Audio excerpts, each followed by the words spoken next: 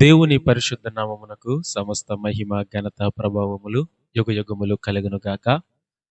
ప్రభునందు ప్రియమైన వీక్షకులారా, మన ప్రభువును ప్రియరక్షకుడైన యేసుక్రీస్తు నామమున మీ అందరికీ నా హృదయపూర్వక వందనాలు తెలియచేస్తూ ఉన్నాను. ఈ ఉదయకాలపు సమయంలో దేవుడు మనకిచ్చిన వాగ్దానమును ఒకసారి జ్ఞానం చేసుకుందాము. ద్వితీయోపదేశకాండము 28వ అధ్యాయము 5వ వచనం మనం చూస్తే, నీ గంపయు పిండి పిసుకు తొట్టెయు దీవింపబడును. దేవునికి స్తోత్రం కలుగును గాక. ప్రియ దేవుని సంగమా, ఇక్కడ మనం చూసినట్లయితే నీ గంపయు పిండి పిసుకు నీ తొట్టియు దీవింపబడును అని వాగ్దానం ఇచ్చాడు. ఈ వాగ్దానము మనందరి జీవితంలో ఈ ఉదయకాలపు వేళ నెరవేరును గాక. ఆమేన్. ప్రభునందు ప్రియమైనటువంటి సహోదరి సహోదరులారా, దేవుడు ఈ వాగ్దానం ఎందుకు ఇచ్చాడు అని అంటే, పై వచనంలో మనం చూస్తే 2వ వచనంలో, నీ దేవుడని యెహోవా మాట వినిన ఎడల ఈ దీవెనలన్నీయు నీకు ప్రాప్తించును అన్నాడు. మనము దేవుని మాట విని దేవుని ఆజ్ఞకు విధేయత చూపిస్తే ఈ దీవెనలన్నీ కూడా మనకు వస్తాయని, అందులో ఒక దీవెనే నీ గంపయు పిండి పిసుకు నీ తొట్టియు దీవింపబడును అనే వాగ్దానము. ప్రియ దేవుని సంగమా, నీ గంపయు పిండి పిసుకు తొట్టియు దీవింపబడును అనే వాగ్దానం మనందరి జీవితంలో నెరవేరాలి అని అంటే, మనము దేవుని మాట వినాలి. దేవుని మాట విధేయత చూపితే దేవుడు అద్భుతకరంగా, ఆశ్చర్యకరంగా దేవుడు మనతో మాట్లాడబోతూ ఉన్నాడు, మనకి సహాయం చేస్తూ ఉన్నాడు.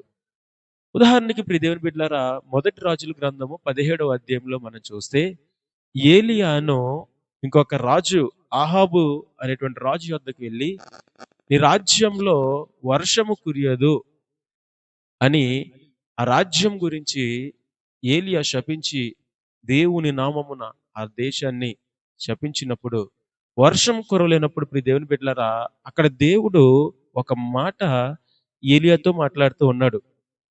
17వ అధ్యాయం 2వ వచనంలో, పిమ్మట యెహోవా వాక్కు అతనికి ప్రత్యక్షమై, నీవు ఇచ్చట నుండి తూర్పు వైపునకు పోయి యోర్దానుకు ఎదురుగానున్న కేరీతు వాగు దగ్గర ఉండుము అని దేవుడు మాట చెప్పాడు, వాక్కు చెప్పాడు. నీవు యోర్దాను నది దగ్గర ఉన్నటువంటి కేరీతు వాగు దగ్గరికి వెళ్ళు అని చెప్పాడు. ఆ మాట విని ప్రవక్త అయిన ఏలియా వెళ్ళాడు. యోర్దాను నదిలో నీరు తాగు, అక్కడ నీకు ఆహారం పంపిస్తాను అని అన్నాడు. దేవుని మాట మీద నమ్మకం ఉంచి వెళ్ళాడు. కాకుల చేత ఆహారం పంపించాడు. దేవునికి స్తోత్రం కలుగును గాక. అతను ఎన్ని దినాలైతే అక్కడ కాలువ యొద్ద ఈ కేరీతు వాగు దగ్గర నివసించాడో, అన్ని దినాలు కూడా ఉదయము, మధ్యాహ్నము, సాయంకాలము కూడా 3 పూటల దేవుడు కాకుల చేత మాంసాన్ని పంపించి అతను కడుపు నింపాడు. దేవునికి స్తోత్రం కలుగును గాక. ఎందుకు జరిగింది ఈ యొక్క వాగ్దానము, ఈ యొక్క కార్యమంతా ఎలా జరిగిందంటే, ఈ ప్రవక్త అయిన ఏలియా దేవుని మాటకు విధేయత చూపించాడు. ఆ కింద వచనంలో 8వ వచనం మనం చూస్తే, నీవిక్కడి నుంచి మరలా ప్రయాణం అయ్యి సీదోను పట్టణం సంబంధమైన సారేపత్ అను ఊరికి వెళ్ళినట్లయితే, నువ్వు ఊరికి వెళ్ళిన వెంటనే నీకు ఒక స్త్రీ కనబడుతుంది, ఆమె ఎంట ప్రవేశించుము అని అక్కడ ఏలియాతో ప్రభు మాట్లాడుతూ ఉన్నాడు. దేవుని మాటకు మరల విధేయత చూపించి ఆయన ఏ ప్రాంతం అయితే చెప్పాడో ఆ యొక్క సారేపత్ అనే ఊరికి వెళ్ళినప్పుడు, ఆ సారేపతి ఊరిలో ఒక పేద విధవరాలు అతనికి కనబడింది. ఆమె విధవరాలు ఇంటికి వెళ్ళమన్నాడు. ఆమె ఇంటికి వెళ్ళాడు. వెళ్ళిన వెంటనే, అమ్మా నాకు దాహముగా ఉన్నది, కొంచెం నీళ్ళు ఇయ్యమ్మా అని అడిగాడు. అడిగినప్పుడు ఆమె వెళ్ళి ఆ కుండలో నీళ్లు ముంచుతూ ఉండగా, మరలా ఏలియా ఆ యొక్క సారేపతి విధవరాలిని మరలా పిలిచి, అక్కడ మాట మనం చూస్తే 11వ వచనం చూస్తే, ఆమె నీళ్లు తోడుచుండగా అతడు ఆమెను మరలా పిలిచి, నాకొక రొట్టె ముక్కను, అంటే రొట్టె మొత్తం ఇమ్మని అడగలేదు, రొట్టె ముక్క ఇమ్మన్నాడు. ఈయన్ని, ఈ యొక్క ఏలియాను ఎవరు పంపించారు? దేవుడు పంపించారు. దేవుని సేవకుడైనటువంటి, దేవుని ప్రవక్త అయినటువంటి ఏలియా ఏమని అడిగాడంటే, రొట్టె ముక్క ఇమ్మని అడిగాడు. రొట్టె ముక్క దేనికి సాదృశ్యంగా ఉందంటే, రొట్టె అంతా ఇమ్మని అడగలేదు. దేవుడు కూడా నీ జీతం అంతా ఇమ్మని అడగలేదు.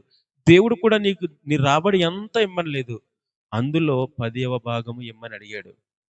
ఈమెను కూడా రొట్టె ముక్క రొట్టె అంతా ఇమ్మనలేదు. రొట్టెలో ఒక ముక్క మాత్రం ఇమ్మన్నాడు. ఆమె ఏ మాత్రం ఆలస్యం చేయకుండగా ఆ రొట్టెను సైతం తీసుకొచ్చి ఏలియాకు పెట్టినప్పుడు ప్రియ దేవుని బిడ్డలారా 3:30 సంవత్సరములు ఆ కుటుంబంలో ఆ తొట్టిలో పిండి అయిపోలేదు. బుడ్డిలో నూనె అయిపోలేదు. సంవత్సరములన్నీ కూడా సర్వ సమృద్ధితో నిండిపోయింది. కేవలం ఎందుకనంటే ఏలియా చెప్పిన మాట, దేవుని ప్రవక్త చెప్పిన మాట సారెపతి విధవరాలు విన్నది. దేవుడు చెప్పిన మాట ఏలియా విన్నాడు. దేవుని ప్రవక్త చెప్పిన మాట సారెపతి విధవరాలు ఉన్నది.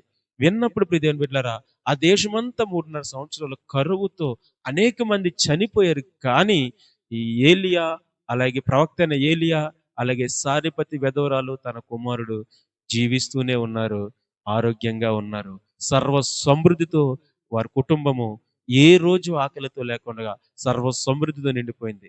ఈ యొక్క ఉదయకాలపు సమయంలో నీతో నేను మాట్లాడేది ఏంటంటే, నీవు దేవునికి ఇచ్చే స్థితిలో ఉన్నావా? నువ్వు దేవునికి ఇవ్వడం ప్రారంభిస్తే దేవుడు నీకు 1000 రెట్లు ఇవ్వడం ప్రారంభిస్తాడు. ఈ ఉదయకాలపు సమయంలో ప్రియ దేవుని బిడ్డలారా, దేవుడు ఇస్తున్న మాట ఏంటంటే, నీ గంపయు, నీ పిండి పిసుకు తొట్టెయు దీవింపబడునంటే, అవి మనకు దీవించబడాలంటే, ఆశీర్వాదకరంగా మార్చబడాలంటే, అందులో కొంచెం మొక్క మనము ఇచ్చేవారుగా ఉండాలి. నీకున్నటువంటి రాబడిలో నుంచి దేవునికి ఇచ్చేవారిగా ఉండాలి. ఈ ఉదయకాలపు సమయంలో నీ గంపయు, నీ పిండి పిసుకు తొట్టెయు దీవించబడును గాక. సారెపతి విధవరాలు కుటుంబంలో ఎట్టి ఆశీర్వాదం అయితే పొందుకున్నారో, ఈ ఉదయకాలపు సమయంలో మీరును కూడా అట్టి కృప పొందుకుందురుగాక. ఆమేన్. ప్రార్థన చేసుకుందాము. సకల ఆశీర్వాదములకు కారణభూతుడా, ప్రేమ నమ్మకం కలిగిన మా తండ్రి నీకు వందనాలు.